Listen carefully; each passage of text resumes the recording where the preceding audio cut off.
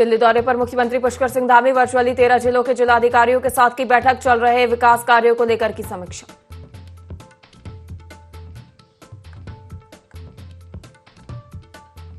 CM Dhami के निर्देश पर हरिद्वार में मुख्य विकास अधिकारी ललित नारायण मिश्रा की अध्यक्षता में हुई जनसुनवाई में आई कुल 57 शिकायतें, कई मामलों का मौके पर हुआ निस्तार।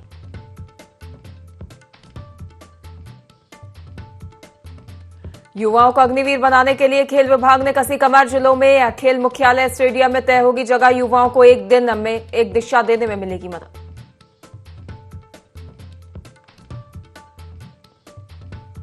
सिडकुल पुलिस ने हरिद्वार के रिहायशी क्षेत्र में अवैध एलपीजी का बड़ा जखीरा पकड़ा, 50 से अधिक अवैध एलपीजी सिलेंडर किए बरामद। पुलिस ने अतीक अहमद के खिलाफ दर्ज किया मुकदमा।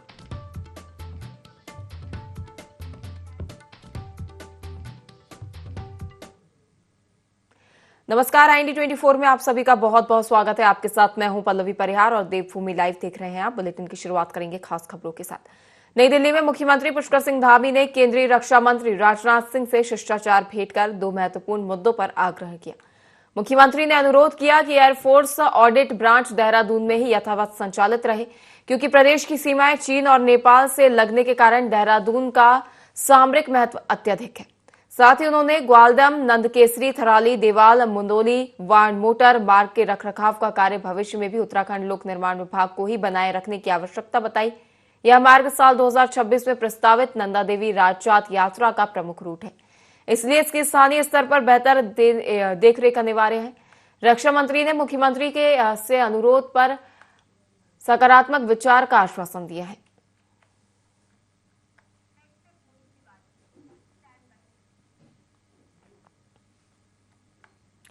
अगलाड़ी अमदा घाटी विकास मंच की ओर से पारंपरिक बग्वाली बूढ़ी दीपावली धूमधाम के साथ मनाई गई। इस दौरान पारंपरिक वेशभूषा में वाद्य यंत्रों की थाप पर लोगों ने जमकर नृत्य किया और एक दूसरे को बूढ़ी दिवाली की एक बधाई दी। इस मौके पर विभिन्न खेल प्रतियोगिताएं भी आयोजित की गई। इस दौरान पारंपरिक व्यंजन बांटे गए। जौनपुर जौनसार में दीपावली में 1 माह बाद बग्वाल बूढ़ी दीपावली मनाई जाती है। मान्यता है कि भगवान रामचंद्र के वनवास के बाद अयोध्या लौटने की सूचना पहाड़ों में 1 माह बाद मिली थी, जिसके बाद यहाँ पर दीपावली का पर्व मनाया जाता है। इस मौके पर नगर पालिका अध्यक्ष मीरा सकलानी ने कहा कि इस पर्व का अपना विशेष महत्व है और पारंपरिक तरीके से बूढ़ी दीपावली बग्वाली का पर्व मनाया गया। उन्होंने कहा कि इसमें सभी समुदाय के लोग भाग लेते हैं और धूमधाम के साथ दीपावली का पर्व मनाते हैं।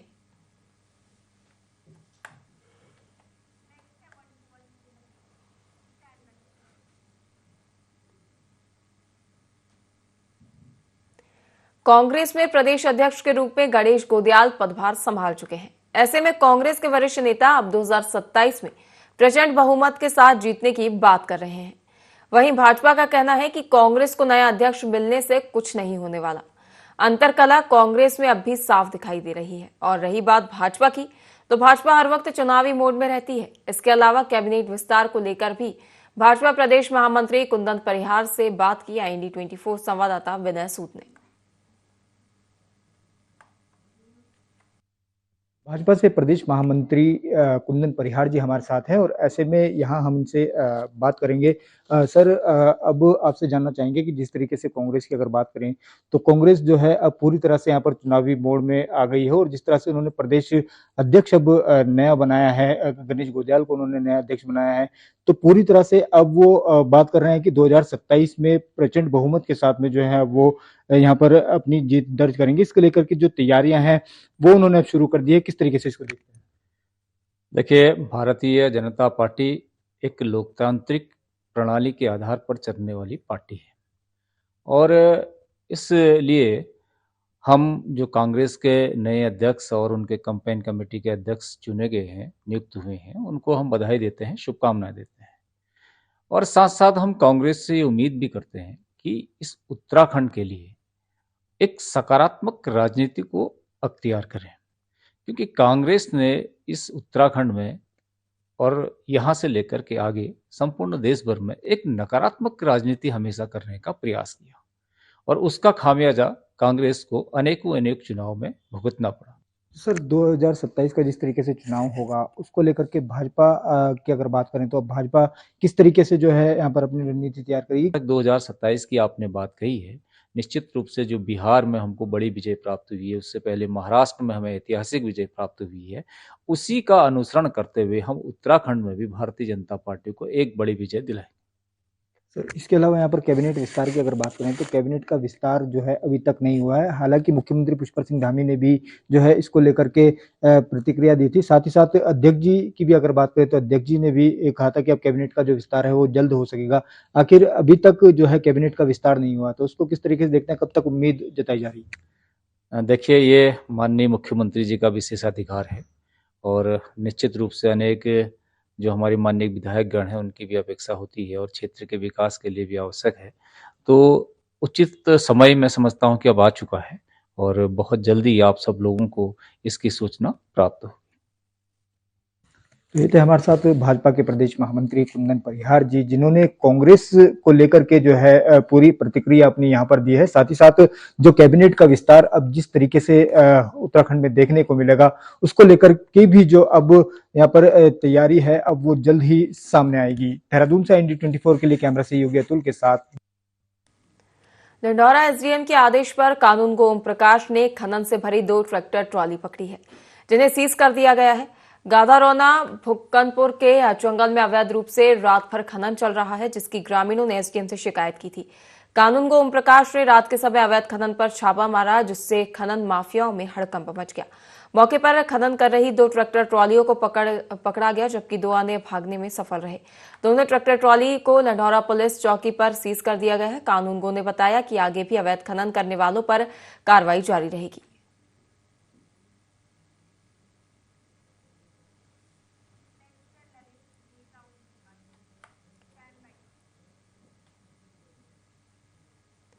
मुख्यमंत्री के निर्देश पर हरिद्वार जिला कार्यालय सभागार में मुख्य विकास अधिकारी ललित नारायण मिश्रा की अध्यक्षता में जनसुनवाई हुई, जहां कुल 57 शिकायतें दर्ज की गई। जमीन कब्जा मुक्त कराने, राशन कार्ड, सड़क मरम्मत, पेंशन, बिजली पानी और बरसात के बाद नालियों की सफाई जैसी समस्याओं पर मुख्य विकास अधिकारी ने तुरंत कार्रवाई के निर्देश दिए। मुख्य विकास अधिकारी ललित नारायण मिश्रा ने बताया कि कुछ मामलों का निस्तारण मौके पर ही कर दिया गया, जबकि बाकी शिकायतों को संबंधित विभागों को भेजा गया है। उन्होंने साफ कहा कि जो अधिकारी जनता दरबार में अनुपस्थित पाए जाएंगे, उनके खिलाफ कार्रवाई तय है। उन्होंने कहा कि कुछ शिकायतों का समाधान मौके पर ही हुआ है, तो वे शिकायतकर्ता संतुष्ट भी नजर आए, लेकिन कुछ शिकायतें ऐसी हैं जिनका समाधान नहीं हुआ है। उनमें 1-2 दिन का समय लग सकता है और उनका भी जल्द समाधान किया जाएगा। जिलाधिकारी ने कहा कि उन समस्याओं को भी देखा गया जिनका लंबे समय से निस्तारण नहीं हुआ।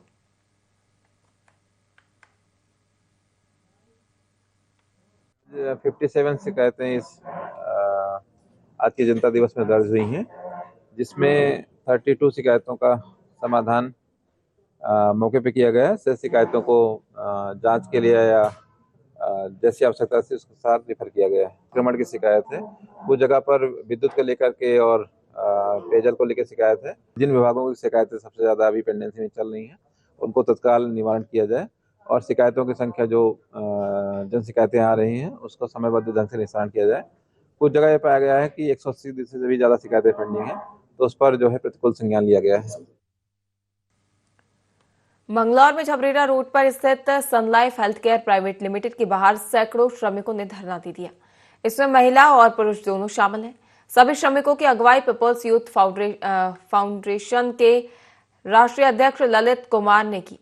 उनका कहना है कि श्रमिकों की 5 बिंदुओं को लेकर मांगे हैं, अगर वे पूरी नहीं की जाती तो ये धरना लगातार जारी रहेगा। श्रमिकों के अनुसार कंपनी के अधिकारियों की ओर से उनका मानसिक और शारीरिक शोषण किया जा रहा है, जबकि उनकी सैलरी 12,000 रुपए के लगभग होनी चाहिए, पर उन्हें केवल 8 से 8,500 रुपए ही वेतन के रूप में दिए जा रहे हैं। वहीं कंपनी के HR सुरेश चौधरी ने कोई भी संतोषजनक जवाब न देते हुए कहा कि यह वर्करों की नॉर्मल सी शिकायत है, जिसे जल्द ही पूरा कर लिया जाएगा।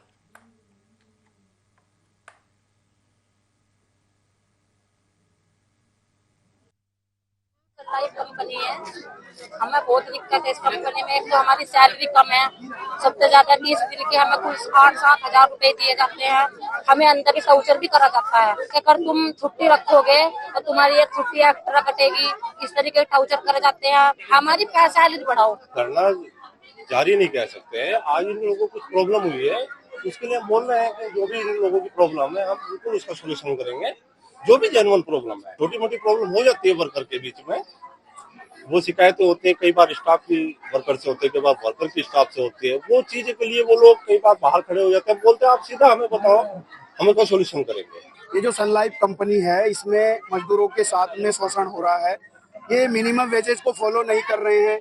मतलब ये 5,000 6,000 रुपए तनख्वाह महीने की देते हैं, वो भी 30 दिन की। और महिलाओं के साथ इतना शोषण है कि इसमें लगभग सैकड़ों महिलाएं काम करती हैं। दिन में एक टाइम से ज्यादा टॉयलेट में नहीं जा सकती। दूसरा, 12 घंटे 8 घंटे 10 घंटे इनसे काम कराते हैं, उसका कोई डबल ओवर टाइम नहीं है। हमारी लगभग 5-8 बिंदुओं में मांग है। इन 8 बिंदुओं में मिनिमम वेजेस को लागू करो, ईपीएफ पीएसआई दो, डबल ओवर टाइम दो, किसी मजदूर को ऐसे ही बाहर नहीं निकाला जाएगा। पिछली जो कंपनी में पैसा कम दिया, हर महीने 6,000 रुपए कम देते हैं, 10-15 साल से मजदूर काम करते हैं, उसकी रिकवरी भी वापस करेंगे, पूरा पैसा वापस होगा।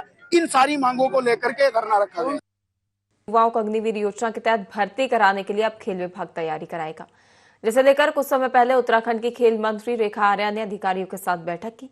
वहीं इस बात पर खेल मंत्री रेखा आर्या ने कहा कि खेल विभाग की कोशिश है कि सभी युवा स्टेडियम में अपनी तैयारी करते रहें और अब मुख्य रूप से अग्निवीर की तैयारी करने के लिए युवाओं को सभी जनपदों के खेल मुख्यालय और स्टेडियम में निर्धारित स्थान दिया जाएगा।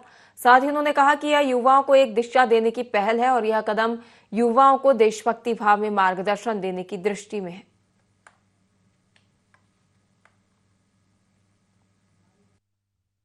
ये कोशिश है कि हमारे जो युवा हैं, या तो वो खिलाड़ी के रूप में आगे बढ़े, या वो युवा अपने आप को जिस किसी रूप में भी फिजिकली स्ट्रेंथन करना चाह रहे हैं, फिजिकली प्रिपेयर होना चाह रहे हैं, चाहे वो फौज के लिए होना चाह रहे हों, चाहे वो खुद की फिटनेस के लिए होना चाह रहे हों, चाहे वो अग्निवीर के लिए होना चाह रहे हों। तो स्पेसिफिकली हम अग्निवीर के लिए हम लोगों ने ये तैयारी करी है कि वैसे भी युवा हमारे स्टेडियम का उपयोग करते हैं, तो एक प्रॉपर वे में उनके लिए उनकी तैयारी, भविष्य की तैयारी के लिए उनके लिए एक स्थान निर्धारित हो, जिसकी हम लोग शुरुआत भी बहुत जल्द 1-2 दिनों में हम लोग करने जा रहे हैं, जहाँ पे हमारे अग्निवीर भविष्य में भर्ती होने के लिए जो तैयारी उनको करनी होती है, वो विभाग के गाइडेंस में या विभाग के सहयोग के साथ में वो हमारे युवा साथी जो हैं जनपदों के मुख्यालयों के स्टेडियम्स में वो उसको एक निर्धारित जो स्थान बनाया जाएगा उसमें वो अपनी तैयारी कर सकते हैं। तो ये एक शुरुआत है, कोशिश है युवाओं को देशभक्ति जो हमारे अंदर कूट कूट कर वैसे भी भरी हुई है उसको एक दिशा देने के लिए, सही प्रयास करने के लिए, तो वो भी हम लोग जो है बहुत जल्द जो है आजकल के ही दिनों में हम लोग उसकी शुरुआत करने जा रहे हैं। राजधानी देहरादून में कांग्रेस के नए अध्यक्ष का पदभार ग्रहण कार्यक्रम हुआ, जिसमें पूर्व मुख्यमंत्री हरीश रावत और कांग्रेस के बड़े नेता की ओर से भाजपा को लेकर एक बयान दिया गया, जिसमें उनकी ओर से कहा गया कि 2027 के चुनाव में वे भाजपा का विजय रथ को रोकेंगे भी और उलट भी देंगे। उसको लेकर भारतीय जनता पार्टी की प्रदेश प्रवक्ता हनी पाठक का साफ कहना है कि हरीश रावत की यह मानसिक विकलांगता है। बिहार चुनाव के बाद भी कांग्रेस ने सबक नहीं लिया।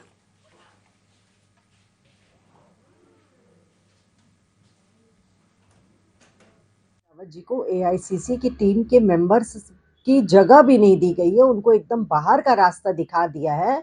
उससे भी उनको कुछ सबक लेनी चाहिए कि अब उनकी बातों में, उनकी कथनी में, उनकी करनी में किसी भी चीज का, किसी भी प्रकार का ना तो विजन है ना तो सत्यता है।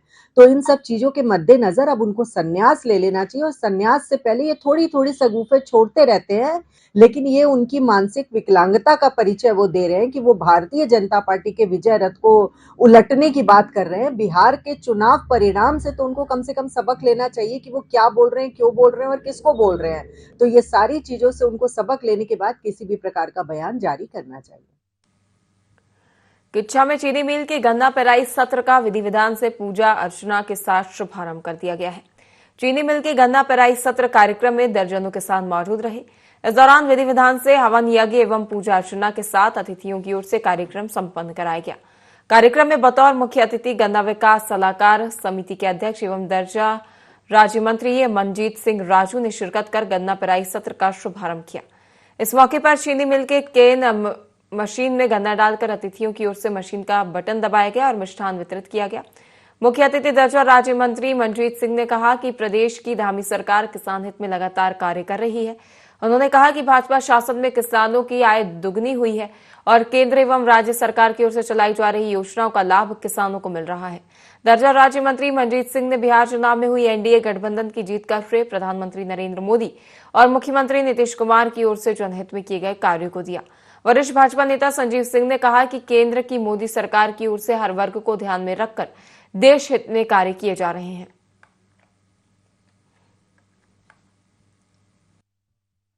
आज कच्चा शुगर फैक्ट्री का उद्घाटन था। उसमें किसान भी आए हुए थे, कर्मचारी और अधिकारीगण सभी थे।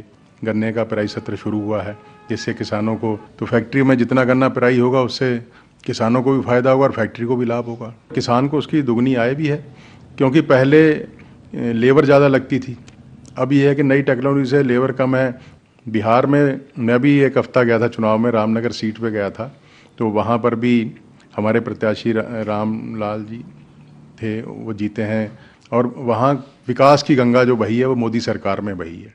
और किसानों के लिए बहुत बड़ा काम हो गया कि समय से फैक्ट्री स्टार्ट हुई है। सही समय पर किसान अपनी उपज फैक्ट्री को देंगे, गन्ना सप्लाई करेंगे और सही समय पर अपनी अगली फसल बोएंगे। 15 साल पहले जो बिहार गया था और जो आज बिहार जाएगा वो देखेगा कैसे बदलाव आया है, कैसे रफ्तार पकड़ी है वहाँ विकास ने। तो आप ये सोचिए, जो विकास, इंफ्रास्ट्रक्चर, रोडों का जाल बिछा, स्कूल बनाई गई, सुशासन, वहाँ के युवाओं ने, वहाँ की मातृशक्ति ने, वहाँ के लोगों ने जो विश्वास जताया है मोदी सरकार पर, आप देखिएगा आने वाले 5 सालों के अंदर ये बिहार अग्रणी राज्यों में शामिल हो जाएगा। सितारगंज कोतवाली में कई वर्षों के बाद थाना दिवस पर फरियादियों की समस्याओं का मौके पर निस्तारण किया गया। थाना दिवस पर थाना अध्यक्ष सुंदरम शर्मा ने फरियादियों की समस्याएं सुनी और मौके पर निस्तारण किया। 15 दिन पूर्व ही कोतवाल सुंदरम शर्मा ने कोतवाली का पदभार संभाला था। थाना दिवस पर ग्राम चौकीदारों और जनप्रतिनिधियों के साथ भी बैठक की। ग्राम चौकीदारों को नशे के खिलाफ सख्त आदेश दिए गए हैं।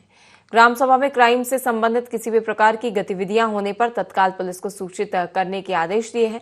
जनप्रतिनिधियों के साथ बैठक में नशे के खिलाफ और जाम से जूझ रहे शहर क्षेत्र को ट्रैफिक व्यवस्था सुचारू रखने जैसे तमाम मुद्दे बैठक में छाए रहे।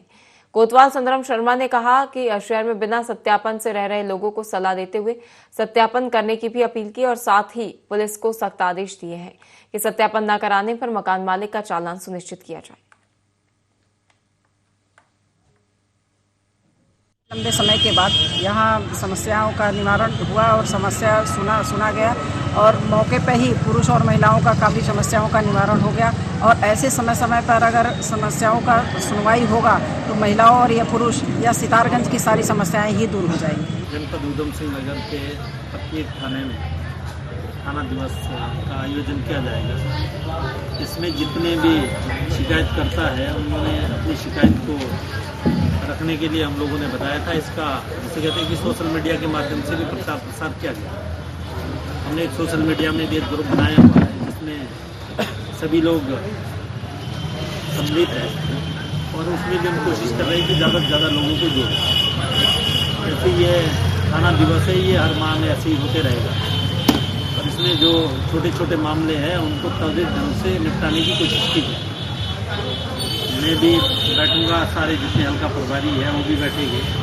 उनको उसी समय उसका समाधान उसी समय हो सकता है, उसका समाधान उसी समय किया जाएगा। जिसमें जांच की जरूरत है उसमें भी जल्दी से जल्दी जांच करके उसको निपटाया जाए। खबर लक्सर से है, जहां लक्सर क्षेत्र से अलग अलग जगह से हुई मोटरसाइकिल चोरी का लक्सर पुलिस ने खुलासा कर दिया है। एसपी देहात शेखर सोयाल ने खुलासा करते हुए बताया कि दोनों वाहन चोरों से चोरी की गई 8 मोटरसाइकिलों को बरामद किया गया है। पकड़े गए आरोपियों पर पहले से मुकदमे दर्ज हैं। आरोपी मुराद अली निवासी गाडोवाली थाना पथरी जिला हरिद्वार पर चोरी और मारपीट के अलग अलग थानों में 13 मुकदमे दर्ज हैं। आरोपियों की निशानदेही पर पुलिस ने खंडहर से 8 मोटरसाइकिल को बरामद किया है। वहीं दोनों आरोपियों के खिलाफ संबंधित धाराओं में मुकदमा दर्ज कर जेल भेज दिया गया है।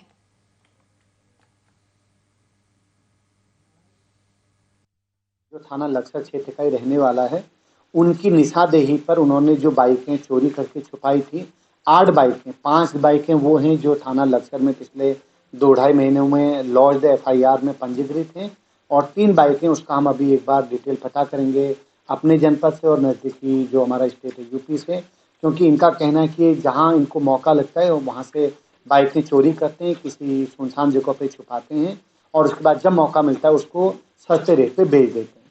तो अभी ये जैसे 5 बाइकें इनकी निशानदेही पे हमें मिली हैं, बाकी और भी इनसे हमारी लगातार पूछताछ जारी होगी। देहरादून में स्वास्थ्य सेवाओं को मजबूत करने की कोशिश के बीच एक बड़ी चुनौती स्पेशलिस्ट डॉक्टरों की कमी के रूप में सामने आई है।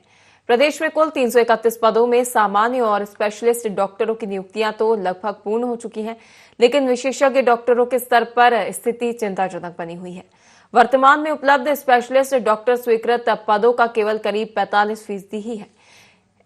सीएमओ देहरादून डॉक्टर मनोज शर्मा के अनुसार सरकार लगातार नई नियुक्तियों पर काम कर रही है। हाल ही में पूल के माध्यम से भर्तियां की गई और 288 नए डॉक्टरों की तैनाती की प्रक्रिया भी आगे बढ़ रही है, लेकिन स्पेशलिस्ट डॉक्टर मिलना अब भी बड़ी चुनौती है। सरकार यूपी बिल और अन्य माध्यमों से विशेषज्ञ डॉक्टर उपलब्ध कराने की दिशा में लगातार प्रयासरत है और उम्मीद जताई जा रही है कि जल्द ही कमी पूरी होगी।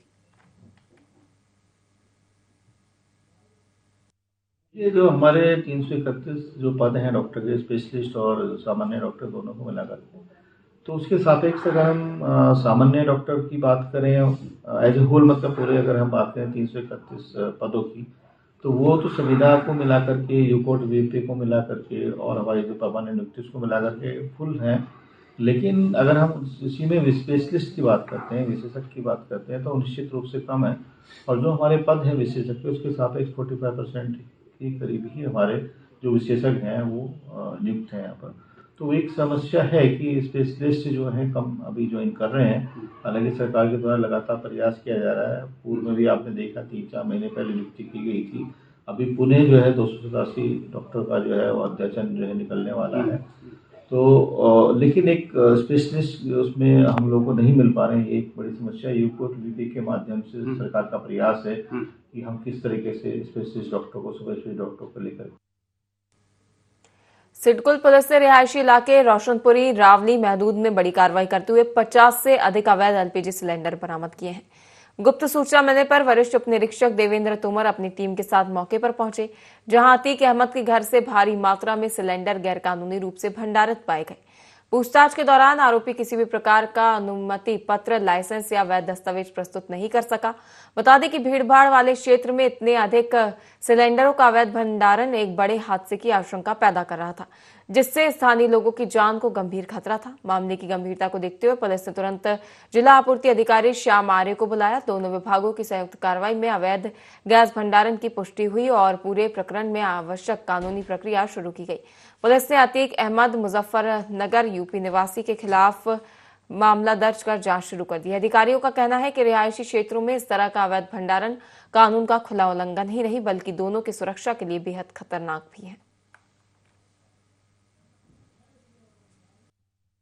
हम लोग को ये इनपुट मिला था कि रावली महदूद एक जगह है, वहाँ पे घर में अवैध गैस की रिफिलिंग और भरवाई जा रहा था ना गैस अवैध रूप से। तो उसमें हम लोगों ने घर में भी छापा मारा था। वहाँ पे हम लोगों ने सिलेंडर भी पकड़े हैं 60-62। तो उन सिलेंडरों के संदर्भ में जब हम लोगों ने उससे वैध कागज दिखाने का, कोई अतीक अहमद है, उससे जब हम लोगों ने वैध कागज दिखाने को कहा तो कोई कागज नहीं दिखा पाया। तो उसके बाद हम लोगों ने संबंधित के खिलाफ सिडकुल थाने में रिपोर्ट दर्ज करवा दी FIR और उसमें आगे कार्रवाई कर रहे हैं। ये अभी संज्ञान में आया आप लोगों के माध्यम से। जैसे जहाँ शिकायतें मिलेंगी हम लोग इसमें प्रभावी कार्रवाई करेंगे और अगर इस तरह की कोई अवैध रिफिलिंग की जानकारी या कोई शिकायत मिलेगी तो हम लोग तुरंत उसमें जो भी सुसंगत धारा है उसमें कार्रवाई।